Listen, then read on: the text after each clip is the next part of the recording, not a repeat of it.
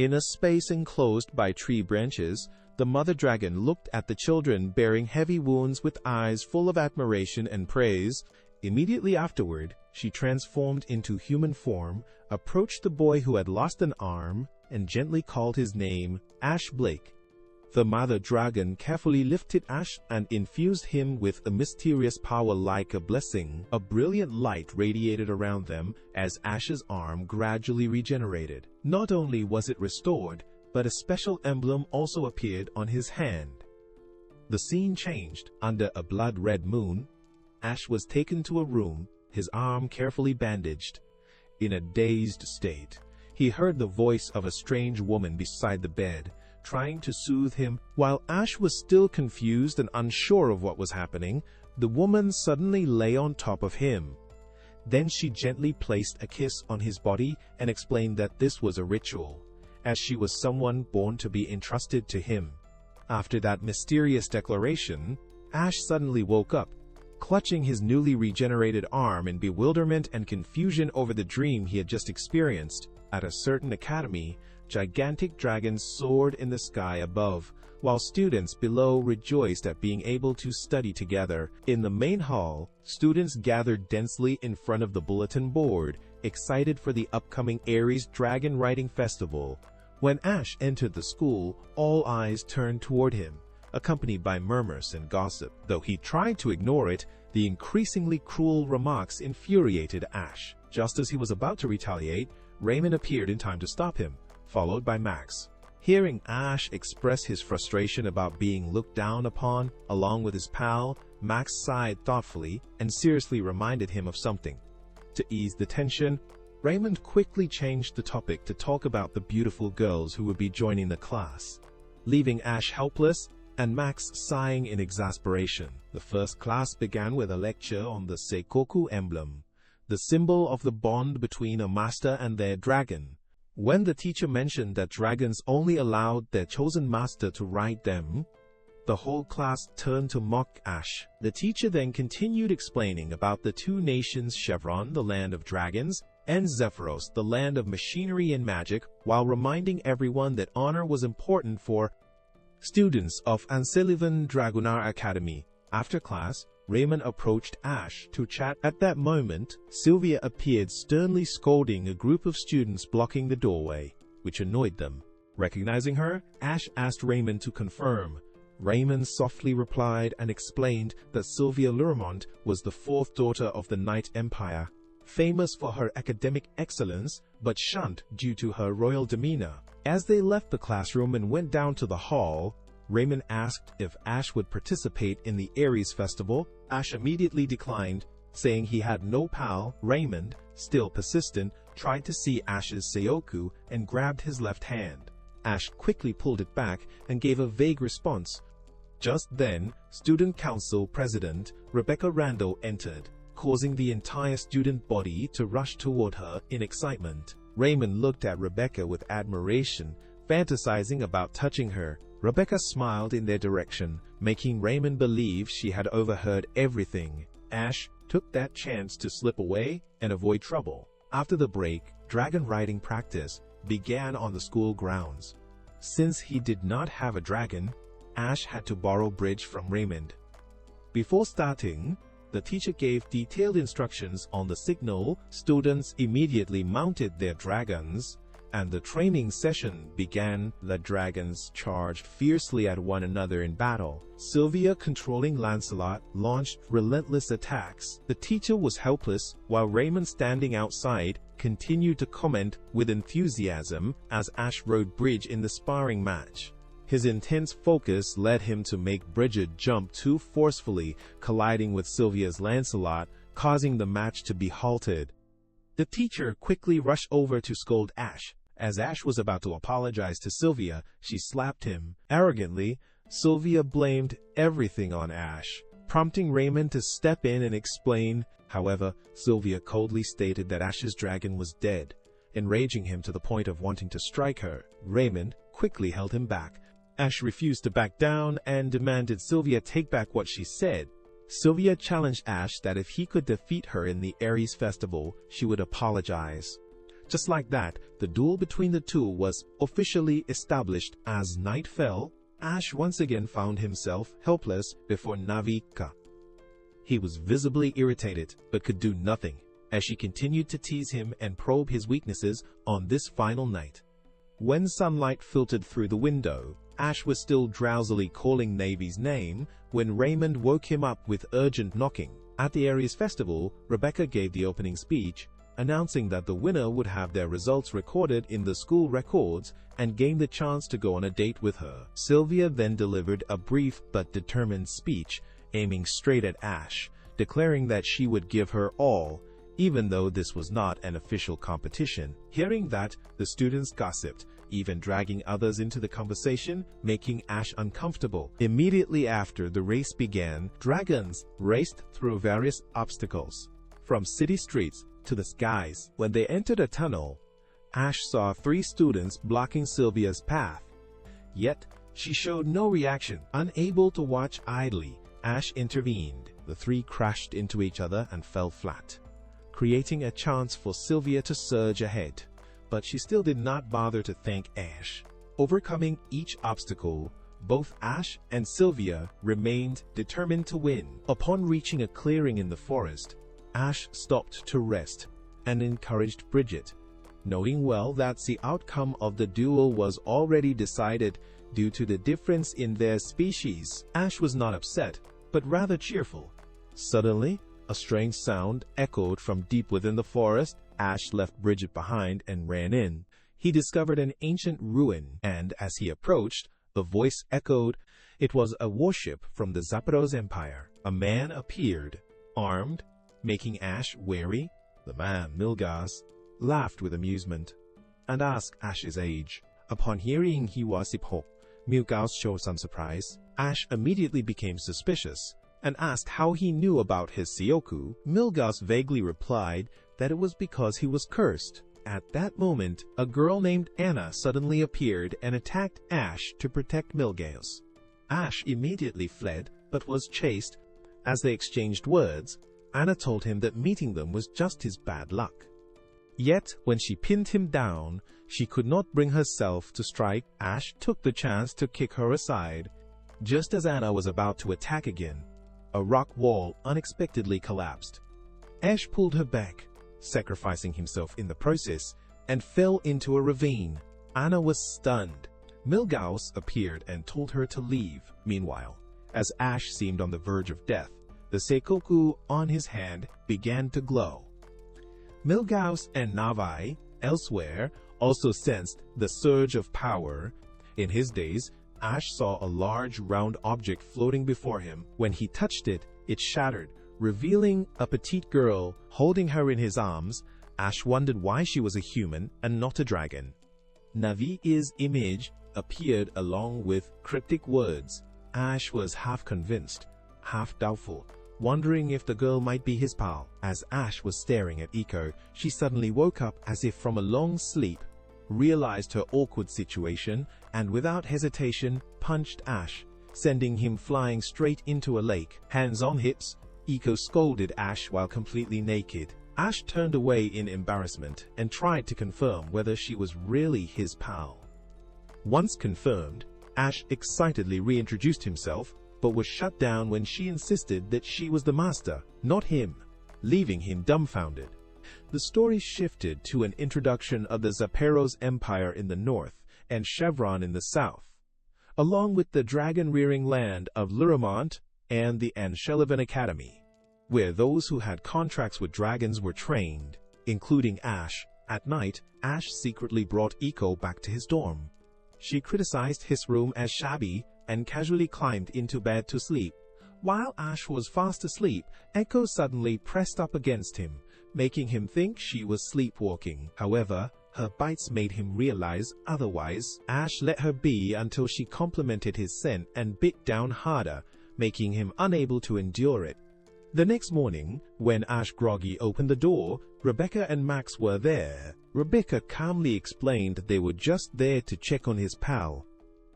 Just then, Iko woke up and dropped the blanket, prompting Max to grab Ash by the collar in outrage. After seeing the ambiguous traces, Rebecca remained composed, realizing they had not shared a bed, and cleared Ash's name.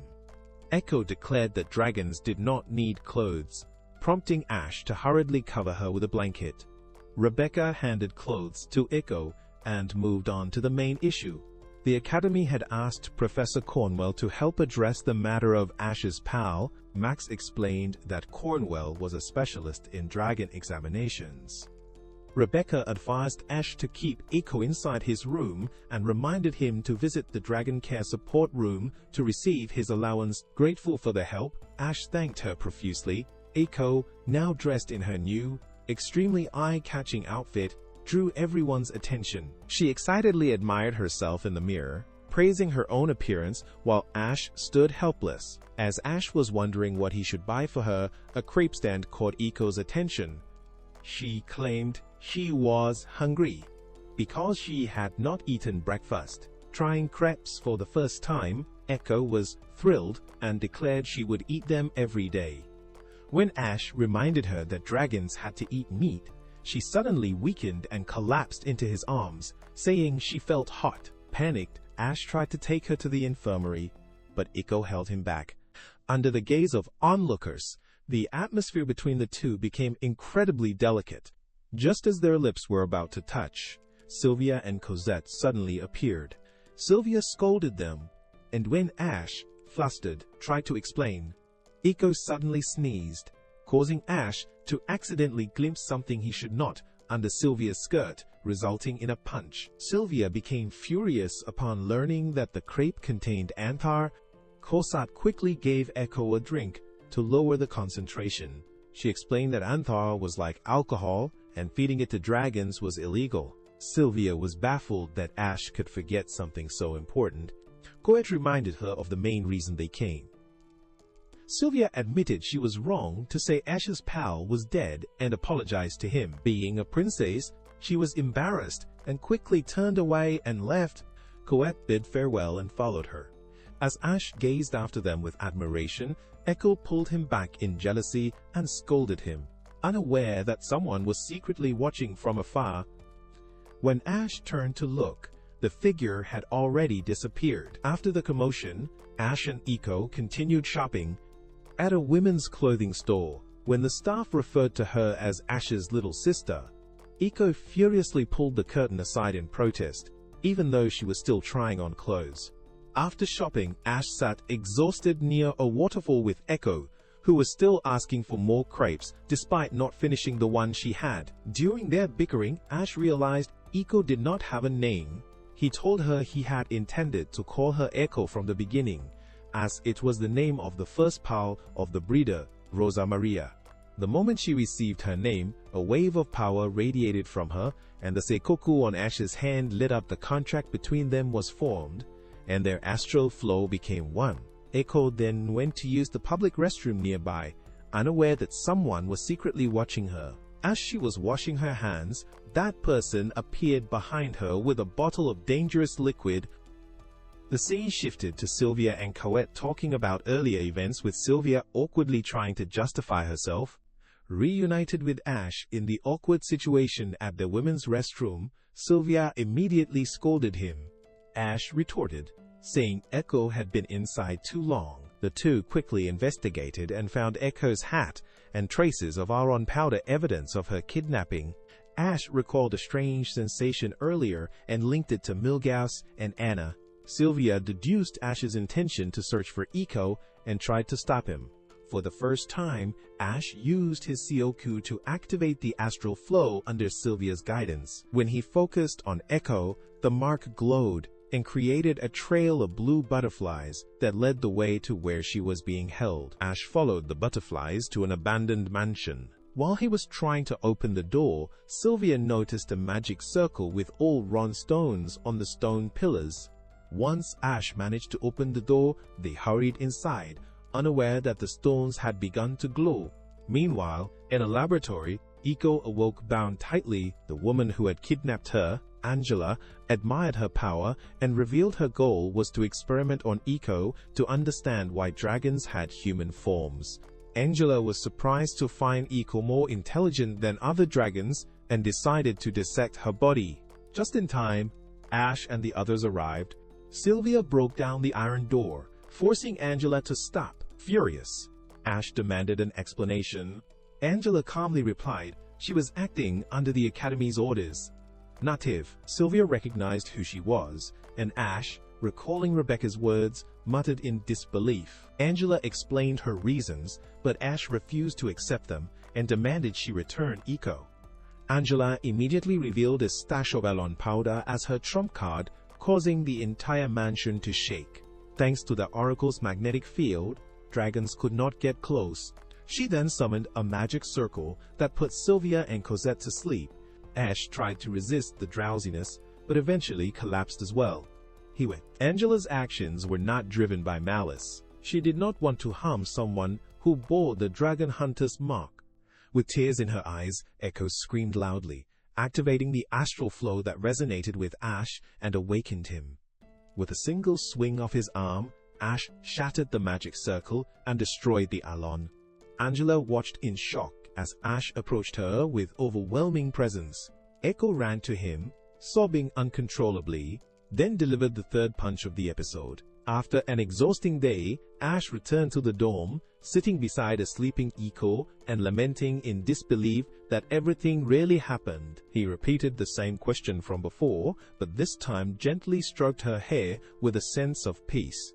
The next morning at school, Raymond ran after Ash, asking about the rumors from the previous day. Ash initially panicked, thinking Raymond meant Angela, but sighed in relief when Sylvia was mentioned instead. Raymond found Ash's reaction suspicious, but let it go. Neither Ash nor Sylvia expected Angela to become their new subject teacher. While the rest of the class was thrilled, Ash and Sylvia were horrified and in denial. At that moment, inside the student council room, Rebecca was leaning close to Ash under a very legitimate pretense. She then dropped a shocking announcement that left Ash both flustered and terrified. Under Ash's stunned gaze, Rebecca leaned in and finished her sentence. It turned out she was inviting him to join the student council. Meanwhile, Sylvia was gently grooming Lancelot, softly expressing gratitude for his presence, which allowed her to become a dragon trainer. In the next moment, she silently recalled her childhood promise to become a great dragon knight alongside Ash. As if sensing her change in mood, Lancelot tenderly touched his head to Sylvia, trying to comfort her. While being comforted by Lancelot, Sylvia suddenly clenched her fist in anger at Ash's act of riding a dragon. Her thoughts were interrupted by a panicked cry. It turned out a dragon had escaped. Without hesitation, she rushed to where the guards were gathered and was informed that Estrada had fled. Back in the awkward atmosphere between Ash and Rebecca in the student council room, she noticed his unease and quickly reminded him of the strange individuals he would encounter. As if to persuade him, without giving him a chance to reply, Rebecca began explaining the Zapros Empire's misunderstanding about the Academy, then firmly emphasized her own critical role. Returning to a serious tone, Rebecca formally extended the invitation to Ash, despite him still being overwhelmed by confusion. Suddenly, a level 2 emergency alarm rang out, putting both of them on high alert. They rushed to the window to assess the situation below. What Ash and Rebecca saw was Sylvia trying to ride the strata, which left Ash baffled.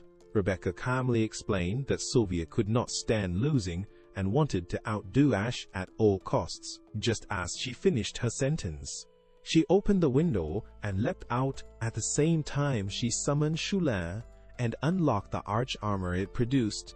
Meanwhile, in the park, Eco was happily eating pancakes. At the same time, Ash was still reminiscing about Sylvia's heartbreak after Rebecca successfully subdued Strata. Seeing Ash spacing out, Echo's expression darkened. She angrily yanked his ear, making him cry out in pain and beg for mercy. Suddenly, she became curious about a crowd gathering around a statue of the hero Doram. Ash quickly explained to Echo the story behind the statue's past. Their playful scene was caught by Anna's eyes, who watched from a distance, worried about how she would explain everything to Milgaz. Next, Rebecca brought Ash, Sylvia, and Echo to the Dragon's Claw Tavern to discuss the idea of going on a date during the Dragon Racing Festival. On Anya's side, While she was lost in thought, Milgauss kept asking about the current situation in the city while expressing his amazement at how peaceful the place was. He pulled out a magic sword and summoned Necromancia. Its appearance immediately alerted Eiko that something was wrong. The citizens of the city grew terrified and kept fleeing in panic at the overwhelming power of Necromancia. Without hesitation, Ash's group rushed over and discovered that its flesh was rotting. The terrifying destructive power of the creature left Sylvia stunned, falling back onto the ground. With boundless courage, Echo dashed forward and directly confronted Necromancia. In Ash's eyes filled with surprise and worry, the creature released its tentacles that tightly wrapped around her, and with immense strength, Necromancia tore off several pieces of Eiko's clothing. Right after that, with a single blow, it nearly destroyed the entire city. Fortunately, Rebecca managed to transform in time with her archgear and blocked Necromanc's attack. She summoned her legendary spear and threw it straight at the creature. The spear did not betray Ash's hopes and pierced directly into Necromancer's head. But unfortunately for Rebecca, in the blink of an eye, it regenerated and launched another attack at her. Realizing the situation was going badly, Rebecca quickly blocked the strike and ordered Ash to take Sylvia and get out of there. Hearing this, Ash immediately ran over, shouting loudly to Sylvia as if trying to wake her from her overwhelming fear. Seeing her cowardice, Ash slapped Sylvia on behalf of everyone to bring her back to her senses. It seemed the slap worked. He instantly requested Lancelot to get close to Necromancia and save Echo, who had been swallowed. Sylvia did not think twice and summoned Lancelot just as Ash hoped. Inside Necromancia, Echo was still being tightly bound and tormented by its tentacles. A moment later, she woke up dazed, seeing Navi calmly sitting above and introducing herself. Novi then waved her hand to show Echo the dire situation Ash was in as he tried to tame Necromania. Navi's face remained composed as she waited for Echo to realize that the most important thing right now was to create a properly fitting archgear for Ash. At the same time, outside the battle, Ash was still struggling to fight with unwavering belief that Echo was still alive. Hearing his determined voice, Echo became increasingly fired up, and in the blink of an eye, she created a complete archgear with all the necessary accessories and magic. In that perilous moment, Echo handed the archgear to Ash, who immediately synchronized with Lancelot and Sylvia with remarkable coordination. Inside the building, Milgauss already knew he would lose this fight, but he calmly turned his back and walked away. Having obtained some interesting information, up in the sky, Ash now skillfully rode atop Necromancia. Fulfilling its final wish, he immediately summoned the Holy Sword and delivered a finishing blow to Necromancia. As soon as it was destroyed, both Ash and Echo fell freely through the sky, but the two of them cheerfully held hands, feeling as if they had come to understand each other better.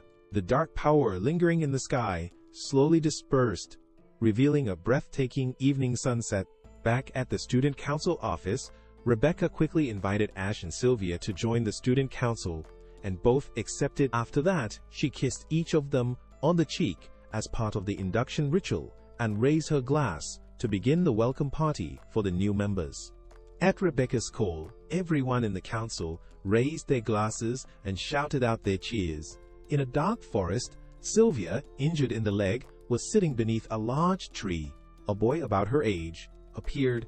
Ash looked at the wound on her leg and said that, with an injury like that, she should give up on trying to find the mother dragon. However, the girl needed a pal to become stronger, and said she would not give up. Ash said he would carry her, and the two of them would go find the mother dragon together. That was Sylvia's memory. Back then, she had just turned 7 during the orphan era, when the dragon mother was the one who granted powers to mankind. Sylvia was curious what that friend looked like now. Scene shifts to Ash's dormitory. Echo was sleeping soundly on the bed, while Ash had just fallen over a pile of clutter on the floor. He saw a stuffed dragon and picked it up. Ash looked pensive, but could not remember anything about it. At school, Student Council President Rebecca introduced 3 new members. of the Unsullivan Dragonar Academy Student Council. The first to speak was Sylvia, an executive committee member. As a newcomer, she expected to make mistakes and hoped to learn from everyone. Next was the most troublesome student of the academy, Ash, who was in charge of general affairs. He admitted he was not sure how he could help, but said he would do his best. Finally, there was Echo, the humanoid dragon girl. Ash's pal, Cosette, had dressed her in a dazzling dress, and she looked adorable as she stepped out to greet everyone. Echo raised her hands in a claw-like gesture and let out a cute roar, making everyone burst into laughter. A little later in the school hallway, Echo blushed and denounced the act of making a dragon a public laughingstock as unforgivable. Ash stepped in to explain that Cosette only wanted to help, and people laughed because they found her lovable, not to mock her. His first task as a student council member was to remove all flyers posted on bulletin boards without permission. Echo reached up to take one down and sternly warned that he was only allowed to follow her orders, no one else's. She looked at the flyer in her hand, curious who was the Silver Knight. Ash explained that the Silver Knight was a legendary hero in the novel Holy Dragon Knight, the one who defeated the Necromancia and saved the city. Echo was surprised. Wasn't this Ash's fan club? Ash scratched his head and laughed sheepishly. Scene shifts to somewhere outside. A horse galloped at full speed. Overhead, a dragon-shaped airship fired deadly cannon shells, attacking fleeing bandits below. One of the bandits spotted a human figure in the distance and quickly warned his comrades it was the Iron-Blood Valkyrie. She had long blonde hair and cold blue eyes, and she immediately charged forward. Seeing this, the bandit ordered his men to shoot her down. However, with lightning-fast footwork, the Iron-Blood Valkyrie dodged everything with ease. Holding a massive sword in hand, she declared she would eliminate the vermin bandits causing chaos in the nation. Just a few swings of her sword, and she had completed the mission. Back at school in the classroom, Raymond came to pat Echo on the head and complimented how beautiful she looked in the dress. At the mention of it, Echo got angry and punched Raymond hard in the face. Just then, Jessica walked in and introduced herself as the president of the Silver Knight fan club, with Lynette beside her as vice president. Jessica explained that since they had not met the Silver Knight yet, they had come to gather more information about their idol. She asked if anyone in this class had seen the hero who defeated the Necromancia. Sylvia stood up and told them to leave. Since class was about to start speaking as a student council executive committee member, Jessica laughed condescendingly, disregarding Sylvia's authority and assuming she did not understand her grand ambition. Sylvia could not comprehend what she was talking about. Then Jessica revealed her ambition to have a child with the Silver Knight. This shocking statement left Ash and Sylvia speechless and drove Echo into a fit of rage. Fortunately, there was still one sane person in the fan club. Lynette pushed up her glasses and criticized the declaration as a violation of the club's sacred rule of innocence, honesty, and cuteness. Jessica immediately retracted her statement and was forgiven by Lynette. Lynette then revealed that Sylvia had been present during the Necromancia incident. Jessica instantly asked if she knew the Silver Knight's identity, but got no response. At that moment, Ash told her to leave. Since class had started, Rebecca then appeared, wanting to talk to the student council, but Jessica arrogantly demanded she reveal everything about the Necromancia incident. Rebecca was not someone to be threatened. She stepped forward and whispered something into Jessica's ear. Jessica was flustered and called for the entire club to leave. Everyone was once again taken aback. In the student council meeting room, Ash learned that Jessica was not a noble. Rebecca explained that Jessica's family had served her Randolph household for generations, and that was how she used threats to control the girl.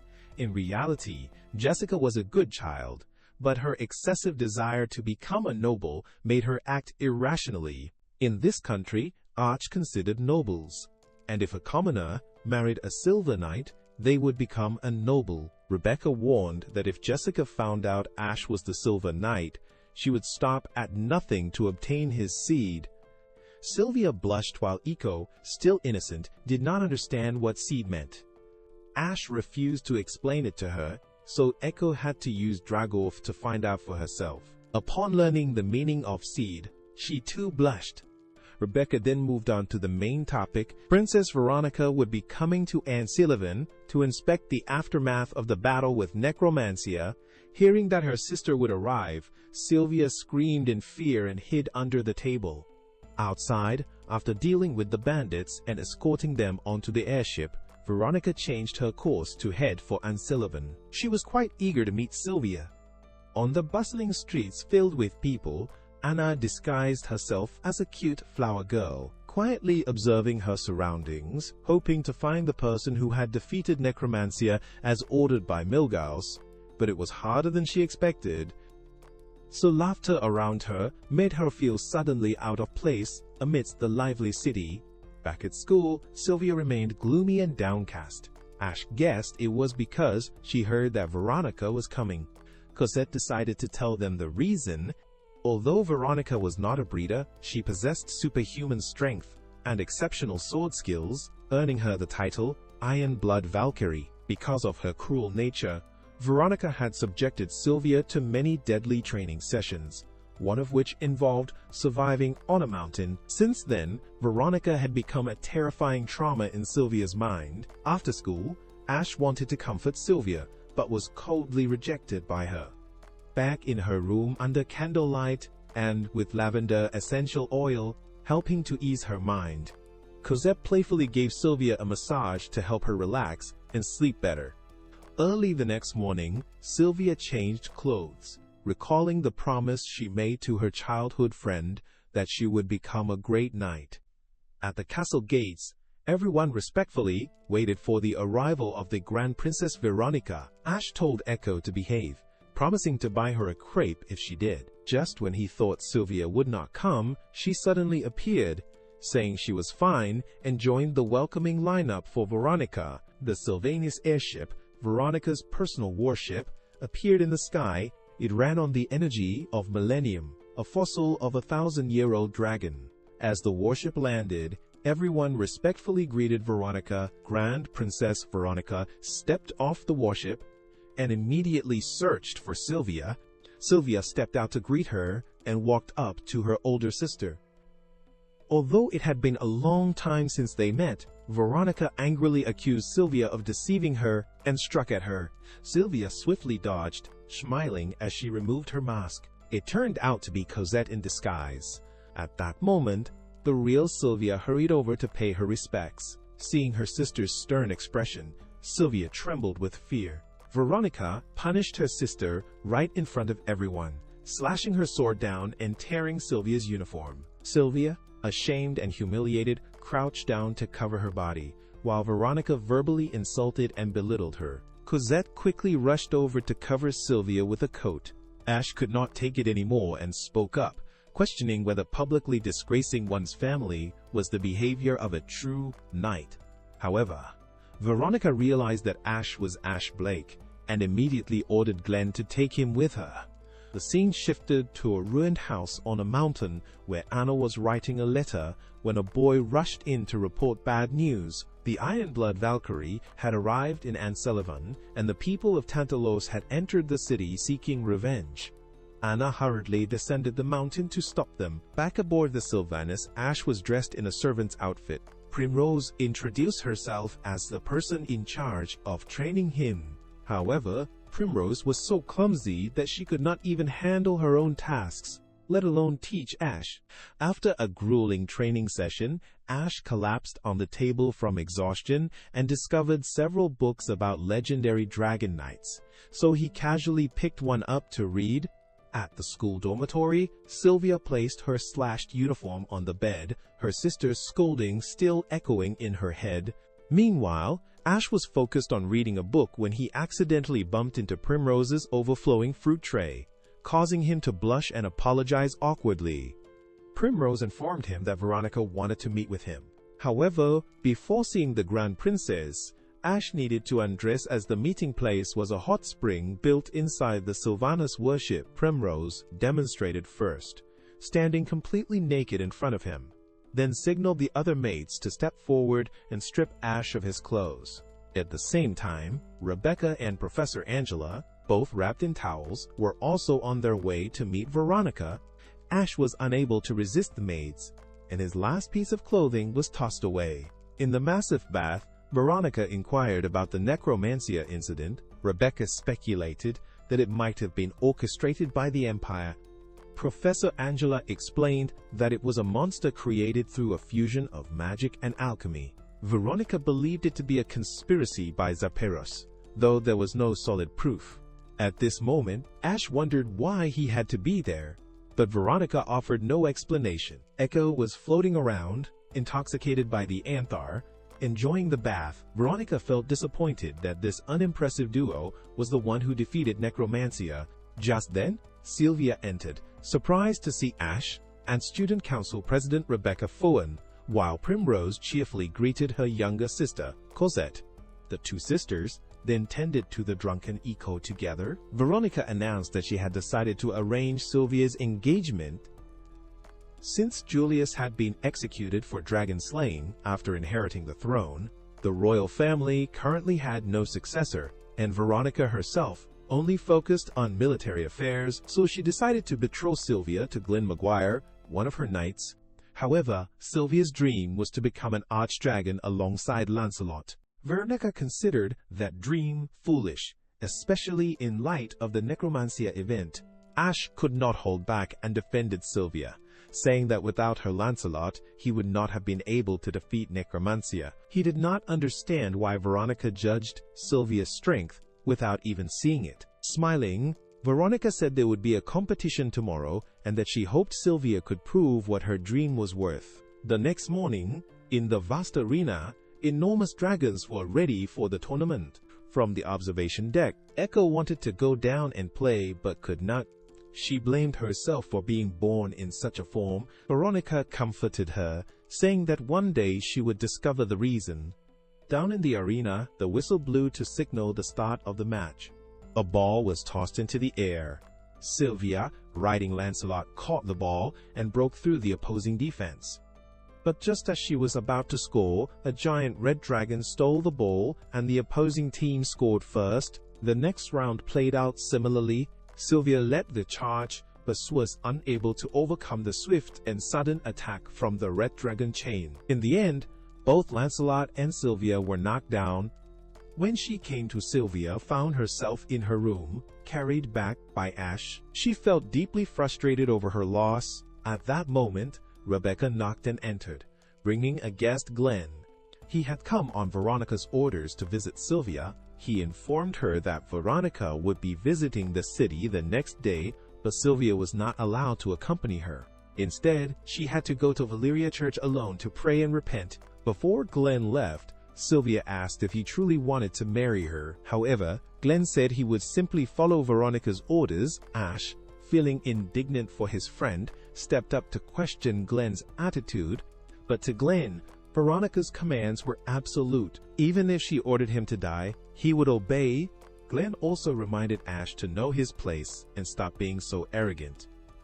Sylvia realized that Glenn had changed since Julius's execution for Dragonslay. Veronica had taken Glenn in because she had the power to control a knight as skilled as him. Rebecca then informed Ash that the student council would convene the next morning to discuss the royal observation event. Sylvia was not invited because she was still injured. The next morning, Ash went to the student council meeting room and was suddenly tackled by Echo. She had gotten drunk on anther candy, her body burning hot and clinging tightly to Ash. He quickly pushed her away, but she innocently lifted her skirt high, revealing underwear that was clearly inappropriate for a child. Eventually, Ash found the anther candy in Echo's mouth, but instead of spitting it out, she pushed it into Ash's mouth with a soft kiss, then collapsed into a deep sleep. The one who had given Echo the candy turned out to be Rebecca. There were only 3 people in the room: Ash, Max, and Rebecca, and the student council president declared that they would follow Veronica. Years ago, the Mountain Lord had tried to assassinate Veronica, but failed and afterward disappeared without a trace. This time, the one they needed to watch out for was Abucha, a high-level wanted criminal. The next day, while the townspeople were busy repairing the city, Veronica arrived. Echo was upset because her favorite crepe shop had been destroyed. Ash said he might borrow her arch and promised to buy her lots of crepes. Meanwhile, at the Valeria church, Sylvia was earnestly praying and repenting. Suddenly, she heard Jessica's voice, praying to receive a seed from the Silver Knight. Sylvia criticized her, saying that Saint Valeria was a guardian of justice, not a patron saint of pregnancy. As the two argued, the church ceiling exploded. Terrorists and a large dragon descended, and standing on the dragon's back was none other than Abucha. Previous scenes flashed back, explaining why Sylvia was at the church and why Avacha was there too. The higher wanted criminal. A black smoke column rose from one of the buildings, drawing the attention of many passers-by, including Ash and Veronica's group. Glenn, standing beside Veronica, turned and spoke to her in a tone as if affirming her return. As he finished speaking, she turned away, trying to leave, but Ash stopped her, blurting out something about the princess possibly being there. But Veronica's gaze gave him the true answer. The scene shifted to the Sylvanus ship, where a signal from Valeria Church came through. Avoa had appeared on screen. Even Ash was surprised by this reappearance. Avoa and Veronica exchanged words, but then Avoa presented them with a shocking sight. Jessica was tied up, wearing only underwear with a pitiful expression on her face. A bomb had been placed right under her feet. Avoa had captured a whole group of people to use as hostages to threaten Veronica's group. And that was not all. Veronica's gaze toward Avoa turned ice cold. Before leaving, Avucha left behind a highly provocative message for Veronica. While others were terrified, Veronica saw it only as meaningless nonsense. Given the situation, she said they could simply use Sylvanus to blow up the church. Hearing this made Ash visibly panicked. At the church, Avoa had her guards stationed carefully to avoid any slip-ups that could become a danger. Among the hostages was Sylvia, who looked toward Jessica with great worry. Thinking back on Jessica's words and actions, Sylvia felt conflicted. It should have been her hanging there, not Jessica. Next to Sylvia was also Anna, who considered standing up to help, but ultimately could not act. Suddenly, the sound of a crying baby startled Anna, and she forced a smile to calm the child. Meanwhile, on the Sylvanus, the talk of Veronica opening fire caused alarm, but Rebecca quickly intervened. She had a solution and whispered it to Veronica. Next, Ash was shown approaching the church alone. Rebecca's words echoed. This was part of their plan to rescue the hostages. Ash would act as a distraction to buy time for infiltration. Before leaving, he had even asked Eiko to make him a set of arch. Returning to the present, Ash requested to enter the church for negotiations and was led inside by Avoa's soldiers. He was brought before Avoa, but instead of hearing soft negotiations, he uttered words that further terrified the hostages.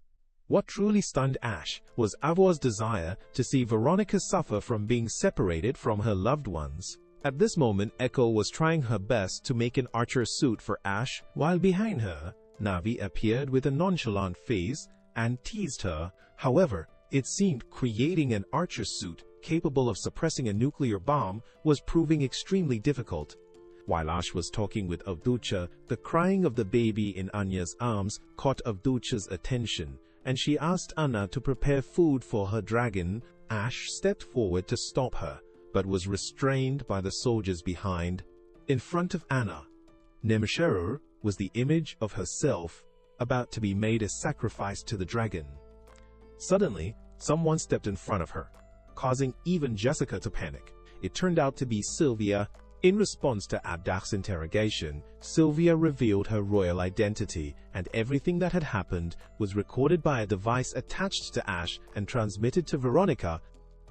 Though Veronica dismissed it as foolish when she saw it, Abdacha approached, her eyes gleaming with excitement upon seeing that Sylvia, Veronica's younger sister, had stepped up to protect the people, and now wished to die with honor like a knight. Seeing Sylvia's resolve, Abda gave a clean slash not to kill her, but to shred every piece of clothing on her body, not even sparing her underwear. Sylvia was left completely naked in front of everyone, which nearly broke her down and made her collapse. At that moment, images from her past resurfaced, mockery and ridicule from both her relatives and friends, all of whom saw her as arrogant just because she was of noble lineage.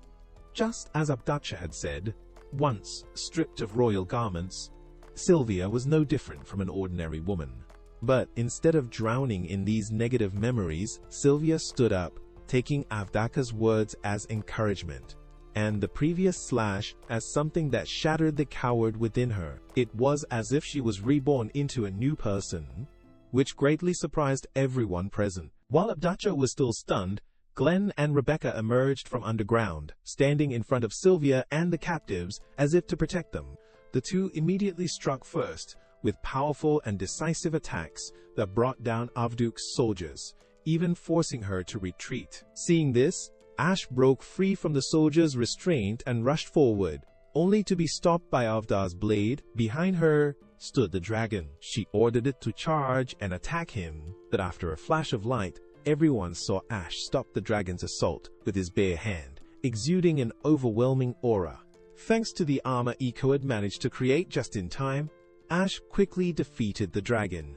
The magical gun on his arm froze the church, the bomb, and even Abdacha, who had intended to detonate it.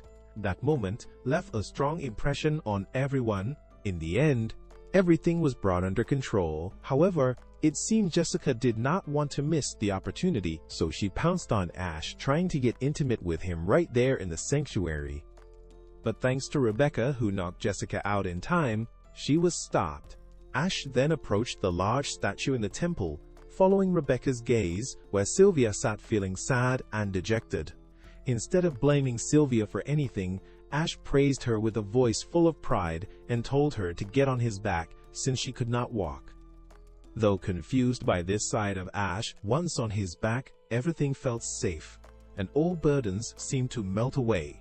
That night at the mansion, while Ash was sleeping, he was awakened by noise and Jessica's voice. The two wrestled over the matter, which made Echo furious so much that she kicked Jessica out cold, and Ash did not come out unscathed either. Early the next morning, Ash, Echo, and Rebecca went to meet Veronica. Seeing Abdacha there, they learned that she and Veronica had staged the whole play just to help Sylvia grow stronger. However, in that play, Abdacha's search for her long-lost sister was real. In the end, everything was resolved and things started to improve. The figure of Eiko running swiftly through the dark night appeared. She kept running, her panting grew louder, and then she fell. Tentacles of unknown origin appeared and tightly wrapped around Eiko, and eerie eyes stared at her as if observing her every move. In the end, she was mercilessly entangled. It turned out to be just a dream, and Eiko woke up in panic from it. Her heavy breathing echoed clearly in the silent room, and furthermore, she realized there was something at her feet. Immediately, she went into the bathroom, then returned to her bed and stood frozen there.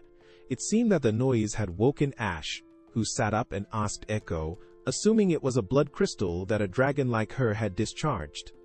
So he wanted to come and take a look, but it seemed Echo was embarrassed about something and firmly refused to let Ash get close. Due to his persistence, she eventually let him see it. Apparently, Ash realized that Echo had wet the bed and carelessly teased her about it. The shame overwhelmed her, making her face as red as a tomato. Because of that comment, Echo did not hesitate to give Ash a hit. Somewhere else at a restaurant, the female owner looked extremely bored as her staff had quit to get married, causing her to lose 3 excellent employees. After chatting for a bit, she realized that Anna had applied to work there. Instead of letting her cook in the kitchen, the owner assigned Anna to work at the front of the restaurant. Back to Ash, he and Raymond were talking on their way to school. They discussed joining the training camp together. The scene shifted to the auditorium, where a professor stood at the podium giving a speech and reading the names of those who would participate in the training camp. The name Luca caused a stir throughout the auditorium, accompanied by surrounding murmurs. According to Raymond, Luca had not shown up to class for 3 whole months. She was also the student council's secretary, Luca Sarinan. Just when it seemed everything was done, the professor suddenly mentioned a special invitation, and the one who made that invitation was none other than Rebecca. Without hesitation, she confidently declared that the one being invited was Ash. This sent shockwaves through the auditorium, and even Ash himself was equally surprised. In a certain room, Ash and Rebecca had a small conversation. Since his abilities had already been proven, defeating dangerous foes and having a high-level pal like Iko were great advantages. The entire conversation was secretly eavesdropped on by Jessica and Sylvia, but because Max had urgent news to report, he barged in and exposed the two girls for listening in. It turned out there had been a fire somewhere, so they immediately rushed to the room in question. There they found a coffin with someone lying peacefully inside. Thinking the girl in the coffin had died, Jessica jumped up in worry. But suddenly the girl sat up as if nothing had happened. It turned out the smoke was from incense, and the girl apologized to everyone for the misunderstanding. After a series of questions, it was revealed that the girl was Lucas Sarinen, the one the professor had mentioned earlier in the auditorium. As confirmed by Rebecca, furthermore, Rebecca introduced more about Lucas' elven race and their extraordinary abilities in potion making. The girl was also the one who broke Rebecca's record and became the youngest dragon tamer ever. However, a problem had arisen. Luca had not been able to ride her dragon, Kawane, for the past 3 months. It was also revealed that if the astral flow between Luca and Gawani did not function, the dragon's life would be in danger. Elsewhere, Echo had finished washing her blanket, but while feeling cheerful, she remembered the terrifying image from last night's dream and tore the blanket apart. On Ash's side, he seemed to be pondering what Rebecca had said earlier about Luca and Gawain. As for Anna, though she was taking a bath, her thoughts were still on Ash, causing her to slip and fall when she dropped the soap on the bathroom floor. Seeing herself looking beautiful in her new work uniform in the mirror cheered Anya up a bit. Back with Ash, he carried a bag that also contained food he brought home for Iko. The moment he called her name, she suddenly rushed over and hugged him tightly. While watching Iko eat, he was startled to see her sobbing and shedding tears. The two of them had a talk. Iko was trapped by a nightmare. The terrifying thing haunted her, making her feel more disgusted than ever. As night fell, Ash and Iko's room was quiet. Then, suddenly, Ash's voice rang out. It turned out he had gotten into bed next to Iko, surprising her. She thought Ash did it to help her sleep peacefully, but it was actually to stop her from wetting the bed again. When these words came out of Ash's mouth, Echo got angry and kicked him so hard that he crashed into the wall, then peacefully went to sleep. In class, Iko dozed off while the professor was lecturing, and Raymond misunderstood it for something else entirely. Suddenly, when looking out the window, Luca's figure appeared today. She finally returned to school. Luca approached Gawane, and although separated by a wall, the bond between them was still felt. But remembering the moment she fell from the dragon's back, and the roar it let out filled Luca with fear, and she ran away. Ash saw this and went to tell Rebecca, asking for help. Since he had experienced something similar to Luca's current situation, Ash understood it well and wanted to help her. Rebecca told him there was a way, but the danger level was extremely high. Ash had to ride Gohan like he once did with Necromania in order to sense its emotions. Ash, along with Eiko and Sylvia, went to Luca's room to talk. But before saying anything, Luca was already captivated by Eiko's cute horn and jumped on her, hugging, biting, and licking her, ignoring Eiko's protests. Eventually, Ash managed to speak, asking Luca to go to Gohan's dragon stable, where Rebecca was waiting for her. Right after that, Luca boldly changed clothes right in front of Ash and the others. Rebecca wanted Luca to approach Gohan once more, but due to her fear from last time, she tried to run away. Rebecca stopped her. In the end, Ash received permission and approached Gohan, wearing the arch armor made by Echo. What he wanted was to understand why Gohan did not want Luca to ride him. But as he got closer, Gohan's roar and anger overwhelmed him. A single tail swipe destroyed the dragon stable. At that moment, it seemed Gohan had flown away. but thanks to Rebecca's warning, Ash realized it was right above him.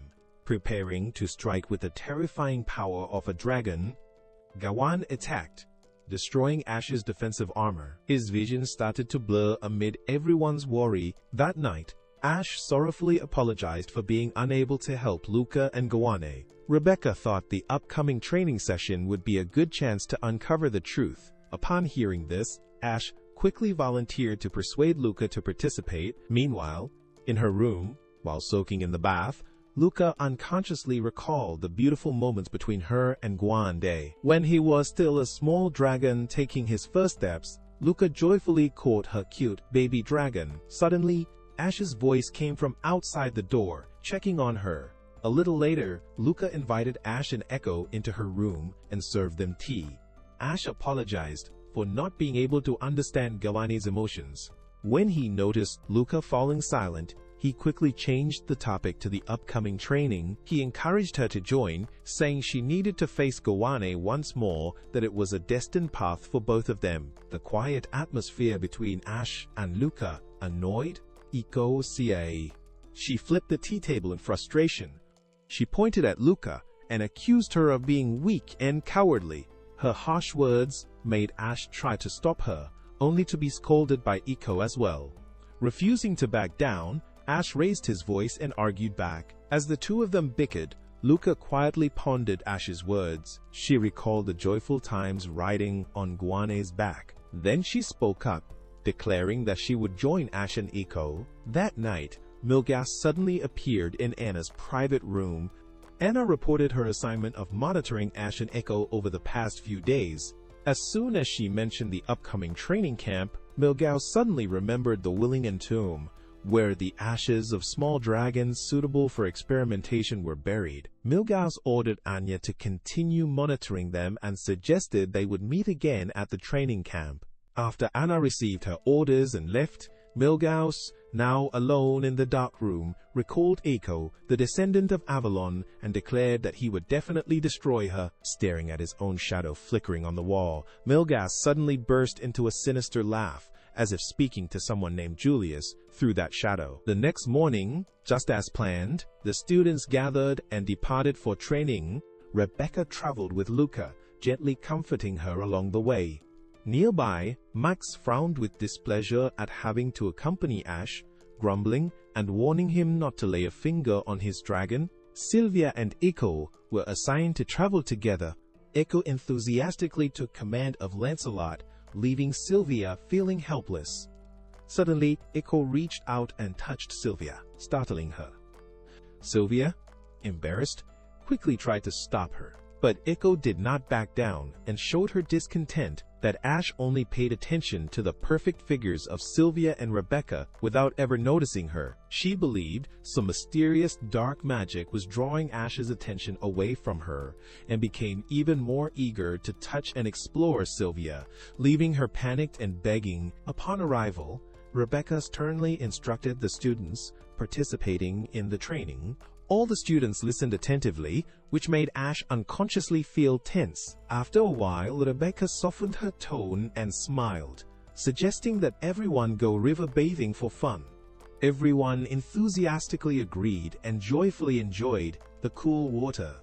At that moment, a student noticed Angela walking alone deep into the forest. When asked where she was going, Angela did not answer directly and only implied that it was a secret. Elsewhere, just as Ash was about to turn and leave, he was suddenly dragged away by Jessica's dragon down the big river. On Sylvia's side, she was extremely embarrassed upon seeing the revealing swimsuit that Cosette had brought over. Sylvia wanted to protest, but Cosette quickly overpowered and forced her to change. The male students were thrilled by the alluring figures of Rebecca and Sylvia in their skimpy swimsuits. Sylvia blushed in embarrassment and complained to Cosette about how revealing her outfit was. Just as Cosette mentioned Ash, Ash was suddenly dragged past Sylvia by Jessica. Riding on Lancelot's back, Echo expressed her intention to stop Jessica, and Sylvia eagerly joined her to give chase. Ash, caught between all these energetic girls, screamed in distress. That night, Ash accidentally saw Luca walking alone into the forest. Feeling concerned, he He quickly followed her. Anna, who had been secretly observing Ash, also followed the two. Ash tailed Luca to a small lake deep in the forest, where she slowly approached and faced Gawain. She gently expressed her feelings to Gawain, saying she wanted to be with him forever and wished to ride him one more time. But just as Luca reached out her hand, Gawain let out a roar of protest. Saddened and confused, she did not understand why he reacted that way. Ash angrily stepped forward and confronted Gawain, warning him in a harsh tone that he would resort to force if necessary. This angered Gawain, who immediately lunged at Ash. Without any protective armor, Ash could only dodge its attacks. Taking advantage of a moment when Gawain was distracted, Ash leapt from above onto its back. But just as he thought he had gained control, a red circle appeared above his head. Gawain had used the rejection spell to defend itself, sending Ash flying far away. Severely injured, Ash lost consciousness. Still watching, Anna was deep in thought. Remembering how Ash had once saved her, she chose to save him. A while later, Ash regained consciousness in a magical space. Navi had summoned him to the Dragon Armor Workshop, a place reserved for souls. She wanted to show him Gawain's emotions. Gawain wanted to apologize to Ash for hurting him and express that his back belonged only to Luca. Navi also recounted how 3 months ago, while practicing dragon dance, Luca had accidentally fallen off Gawain's back. Since then, Gawain had rejected her out of fear of causing her harm again. Navi also revealed that Gawain only had Hades left to live. A faint light surrounded Ash and he escaped the mysterious space, waking up in the real world. He was stunned to see Luca, who was naked and holding him tightly. She believed doing so would help lower his fever. Ash quickly regained his senses and told her everything he had just learned from Navi. After understanding the situation, Luca also understood Gawain's feelings. She hurried off to find Gawain because today was the 5th day of the training session and also its final day. That night, Angela finally arrived at the legendary dragon's tomb. She found a contract book, and as she began reading a few lines about the war between two factions in the old era, Milgas suddenly appeared and called her by the nickname Anne, the name Prince Julius used to call her. While she was still confused, Angela was knocked unconscious by Anna. Just as Milgas gave the order to finish her off, a mysterious force stopped him, forcing him to abandon Angela and leave with Anna to prepare for their upcoming plan. At the training camp, Echo excitedly hugged Ash tightly when he woke up, and Rebecca and Sylvia also came over to check on him. At that moment, Luca hurriedly returned, worriedly calling Gawain's name. As planned, the students enjoyed the party very much. Meanwhile, Ash, Sylvia, Echo, and Luca hurried to find Gawain. Since Ash was still injured, everyone was very concerned. Not long before, Luca had anxiously informed everyone that Gawain had gone missing and the astral flow had been cut off. Rebecca mentioned the William Mausoleum, where a dragon named Nuata did not want his master to see him weak and gradually disappearing.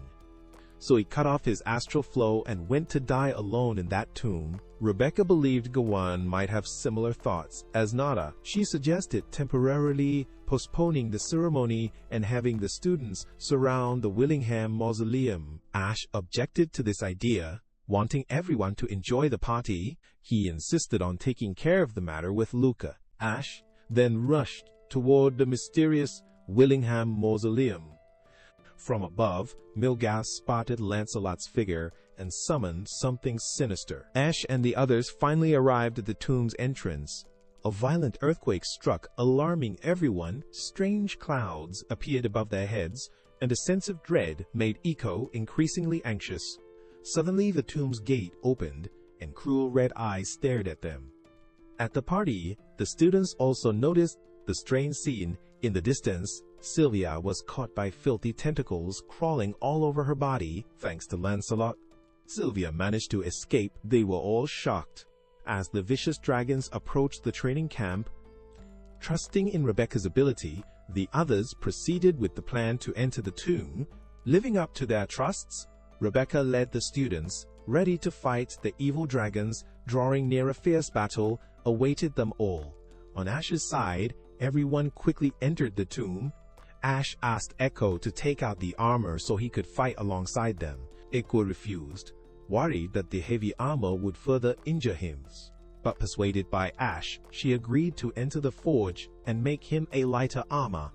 Following her instructions, Ash tightly hugged Echo to protect her body while she sent her spirit to the forge. A while later, they finally went deeper into the tomb. Lancelot suddenly stopped. Confusing Sylvia, Milgauss appeared, leaving everyone stunned. Sylvia sternly declared in the name of royalty that she would destroy him, but Milgauss only laughed, infuriating her. He mocked her, saying she was just a coward and a useless person. Milgauss called her Sylvie, triggering memories of her beloved older brother who had been taken away for violating taboos, Prince Julius. Milgauss then turned his attention to Ash and the Avalon Princess Echo, prompting Ash to angrily question him. But Milgauss did not answer, and instead explained in detail about the massive dragon that had just awakened. Nada, now ferocious, his eyes blood red, glaring directly at them. At the Dragon Armor Workshop, Echo cautiously faced Navi. Echo wanted to borrow one of Navi's armor samples to remake it, as she did not have enough time to create a new one. Navi agreed, but on one condition: Echo would have to hand over the original armor to Ash one day, which meant offering her soul and body to her master. Although dissatisfied, Echo reluctantly accepted. While searching for a suitable armor set, Navi suddenly received news that Ash was in danger, prompting her to quickly finish the armor. At the training camp, the trainee were being cruelly tormented by the tentacles, which ceaselessly wrapped around and slithered all over their bodies. Jessica was also caught in the horrifying scene, tightly bound by the tentacles. But fortunately, her dragons swiftly came to her rescue. Rebecca was continuously fighting off a horde of approaching dragons, beads of sweat forming on her forehead under the immense pressure. Inside the tomb, Sylvia was frantically evading the large tentacles encircling her. Brimming with determination, she believed she could calm Natada. Meanwhile, the frail Luca was also being entangled by the tentacles. Screaming in frustration, the tentacles suddenly seized Echo from Ash's arms. But in the critical moment of crisis, Echo finally awakened and consoled Ash. They relentlessly clung to her. A spell cast by her illuminated the space and destroyed the viscous tentacles. Milgauss could not help but praise her radiant brilliance. From within the shimmering light, Ash suddenly launched an attack on him. While Sylvia focused on subduing Nuada, Ash took the opportunity to assault Milgauss. Utilizing the magic of petrification from his armor, he tried to immobilize the ferocious dragon surrounding Milgauss, but the agile Milgauss effortlessly evaded Ash's spell and struck him hard, destroying most of his armor. Once again, Milgauss lunged at Ash. But while he was distracted, Ash swiftly petrified his arm. At that moment, Sylvia returned, having successfully calmed Nuada and stopping Milgauss from retaliating further. However, without hesitation, he broke off his now stone arm while everyone stood in shock. He quickly escaped, far away at the training grounds.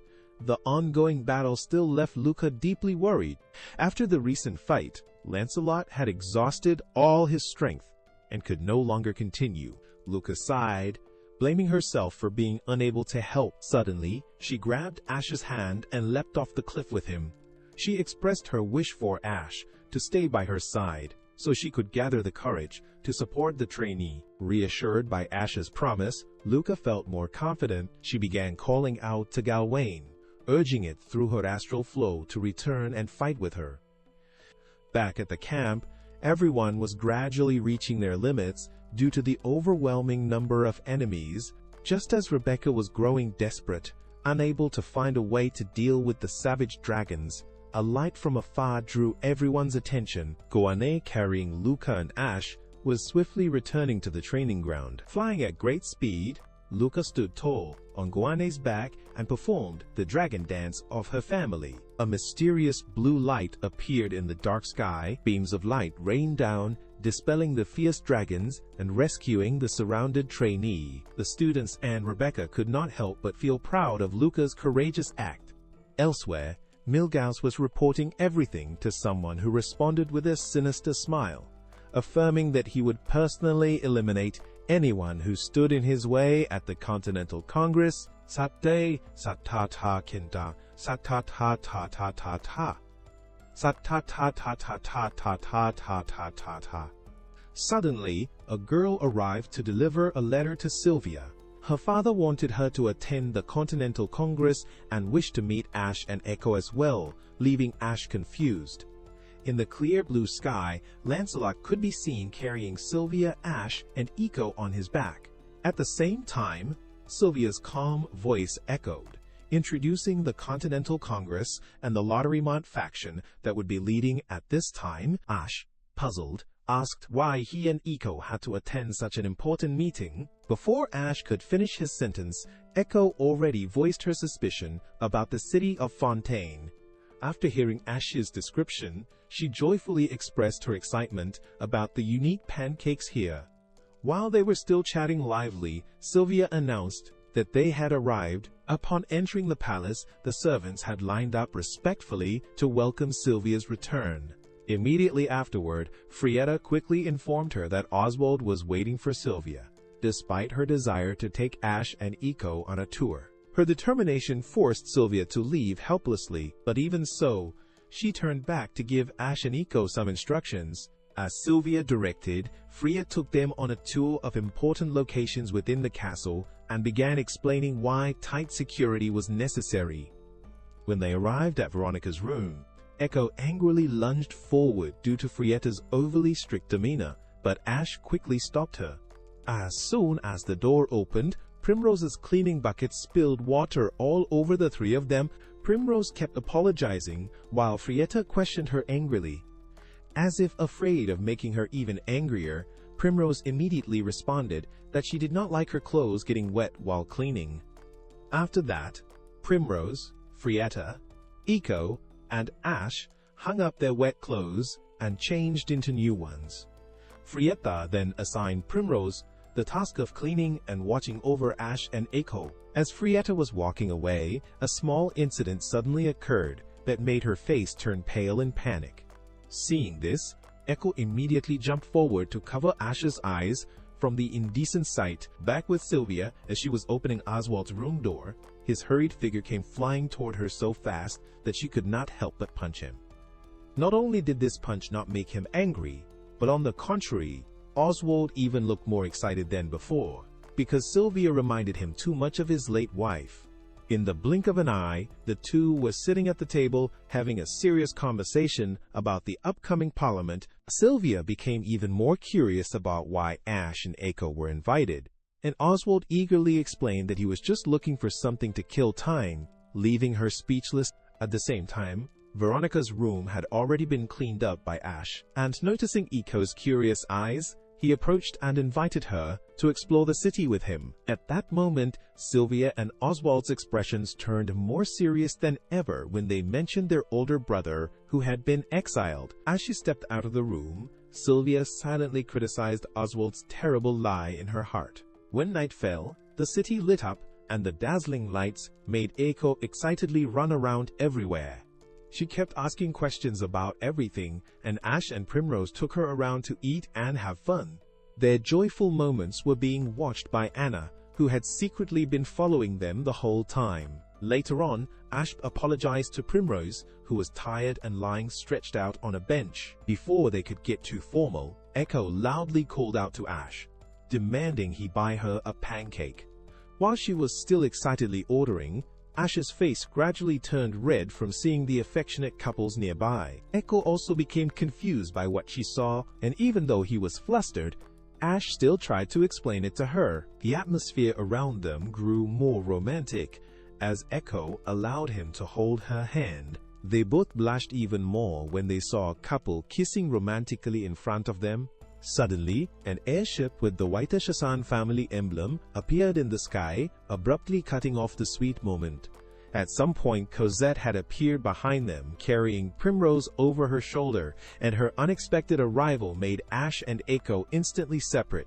Back at the royal palace, just as Ash and Echo had changed into formal clothes to meet Oswald, Sylvia entered in stunning attire. Seeing her, Ash did not hold back his compliments, which made Eiko grit her teeth in anger and grab him while scolding him. While the two were still causing a noisy commotion, Freya calmly walked in to announce that the banquet was ready.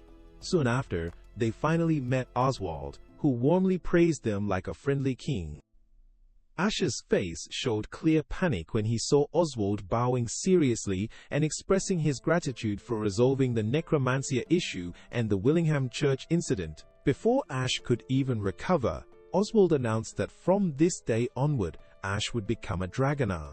Shocking everyone and leaving their mouths agape, Oswald gently affirmed that Ash was worthy of the title. In the next moment, he took the sword from Freya and solemnly bestowed the title of dragon upon him. Sylvia, who had been observing nearby, suddenly blushed at the thought that Ash might now be able to marry someone of noble lineage.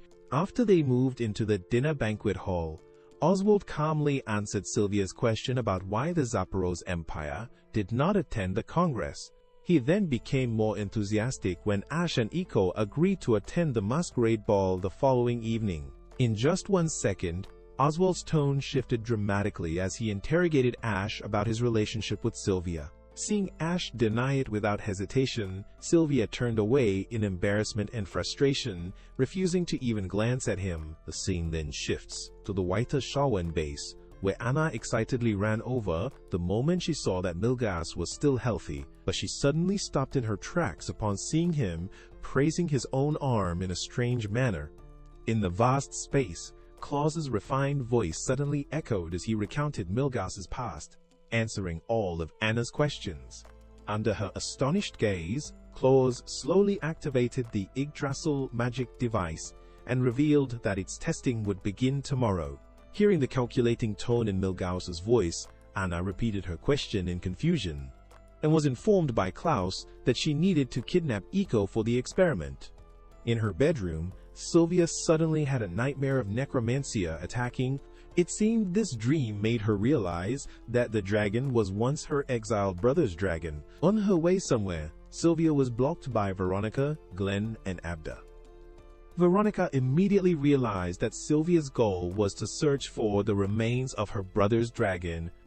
Just as Sylvia suspected, someone had stolen the remains of dragons from across the country. This news from Veronica only strengthened her suspicion that Milgas was in fact her exiled brother. As if afraid Glenn and Veronica would not believe her, she went on to recount all the clues she had gathered. Veronica immediately instructed Sylvia to keep this secret as it concerned the survival of the Lerimont kingdom.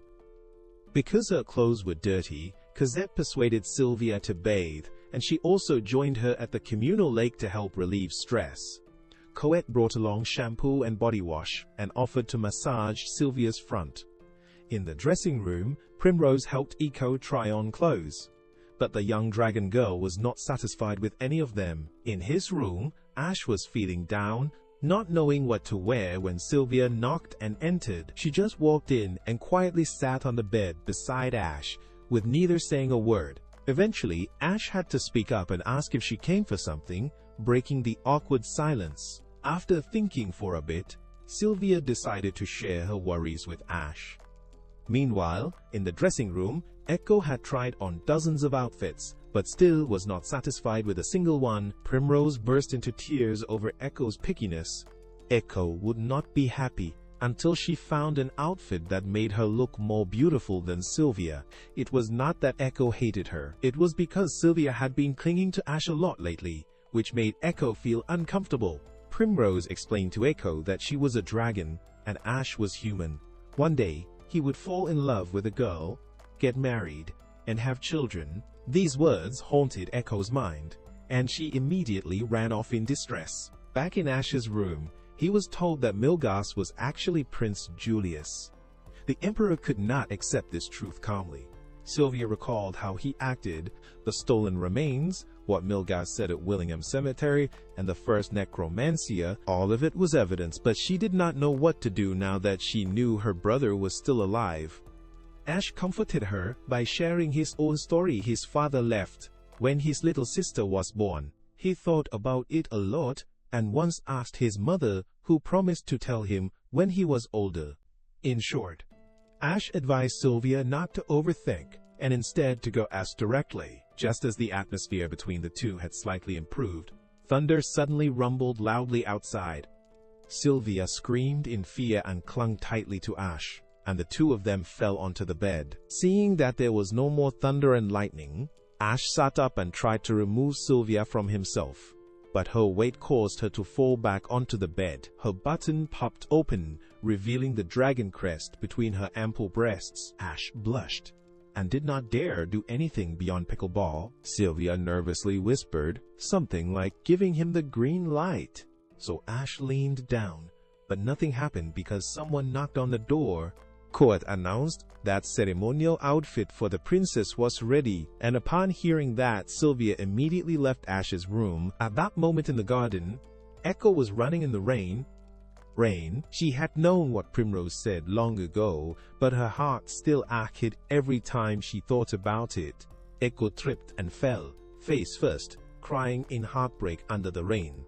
Inside the castle, Ash anxiously searched for Echo, but could not find her. Outside, Echo had lost her way and ended up in front of an old, crumbling structure. There, she unexpectedly saw Anna and a group of Tantel's people disguised and infiltrating the castle. Just then, Primrose also ran outside searching for Echo, and she alerted Anya, who was holding a gun.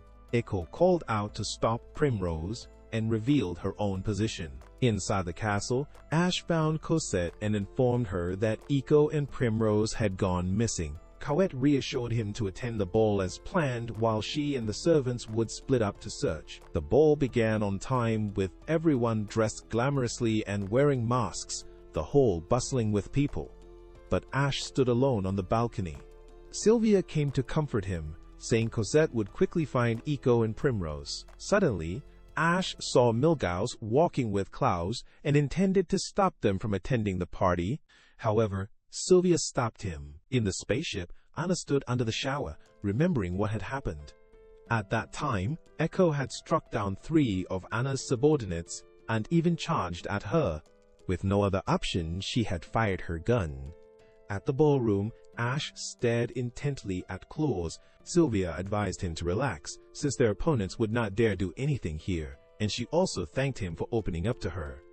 In the castle, the servants reported to Cosette that they had not found Echo anywhere. Cosette looked toward the ruins nearby, the only place they had not checked. At the ballroom, Klaus invited Sylvia to dance the next song, but she was more interested in dancing with Milgauss. At the ruins in the back, Cosette found a pair of wooden sandals and bloodstains on the ground. The servants had found Primrose unconscious nearby. Back at the ballroom, while Sylvia was dancing with Milgauss, she took the opportunity to ask if he was her brother, why he called her Sylvie, and whether that necromancer. However, he did not answer. After the dance, Cosette came to inform them that Primrose had been found. They all went to the lounge to ask her about Echo. Primrose was deeply remorseful and guilty, because her words had caused Echo to run off in sadness. Sylvia scolded her, saying Echo was a dragon born in human form, and if she were Echo, she too would be scared by the question of why she looked human and not like a dragon. Primrose added that Echo had been kidnapped. They looked like castle staff, but one of them was a girl resembling someone from the Tantel's tribe. Upon hearing this, Ash became furious and wanted to go question Milgauss. However, Sylvia rationally analyzed the situation. They had kidnapped her, but not harmed her, so the best place to hide someone would be Klaus's spaceship, the Beowulf. Inside the spaceship, an inhumane experiment was being initiated. Dr. Albert signaled to inject life wave column No. 11 into the test subject Alpha. They began the countdown, and the current test subject was Echo. Dr. Albert explained that the life energy being injected was extracted from Millennium. Yggdrasil could awaken the latent power of a dragon, even if it would never become a Maestros. Millennium was a type of gem, rich in life energy, extracted from the ashes of a 1,000-year-old dragon. He injected that power into the test subject so she could transform into her true form. Vitality column No. 12 was injected into Echo. causing her immense pain, but she showed no reaction. Albert coldly ordered the Millennium dosage to be maximized. Namanie, tentacle-like chains appeared from nowhere and bound Echo, cutting off her connection with Ash. Tears fell from Echo's eyes. Only now did she realize her true feelings for him. The final energy transmission caused the Yggdrasil system in the laboratory to lose control and explode. Machinery shattered, Echo's body glowed, and a holy dragon emblem appeared. Sylvia and Ash riding Lancelot were flying toward the spaceship when they saw the explosion. The mark on Ash's hand burned like fire, confirming that something had happened to Echo. Suddenly, a massive dragon egg appeared in the sky, bearing the exact same emblem as Ash's hand. He muttered, "Could Echo be inside that?" At that moment, Ash asked Sylvia to help rescue Echo. So she tried to command Lancelot to save her, but Lancelot refused to obey. All the maestros began flying toward the egg, and it suddenly cracked open. Ash concluded it had to be Echo. The scene shifted to Veronica walking and discussing state affairs. Meanwhile, guests at the palace party were outside watching the commotion. Klaus Witterschassen was deliberately blaming the chaos on Matrimon. As the dragon advanced, people began fleeing in panic.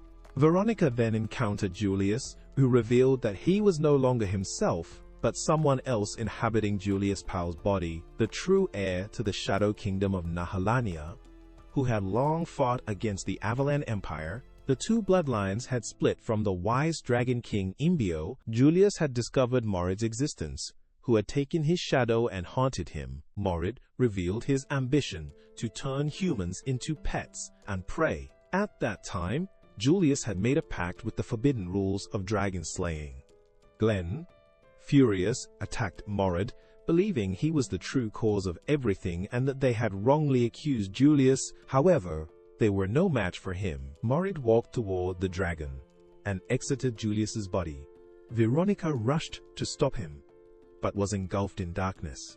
Inside, she was stripped down like a naked chicken and humiliated like a slave doll.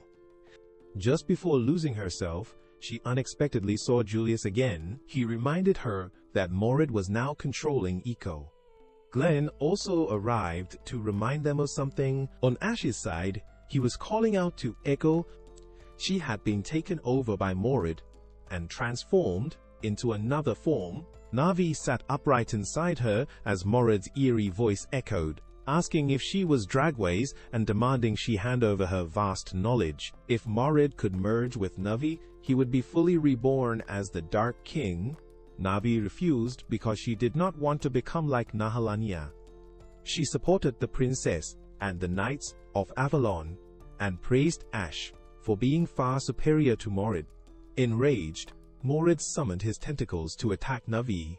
Echo was rising into the air. The scene shifted outside. Ash rushed forward to save her, but Sylvia stopped him. By now, Veronica had come out with Julius and Glenn, explaining that this was not Milgauss but Julius. Julius stepped up and presented a plan.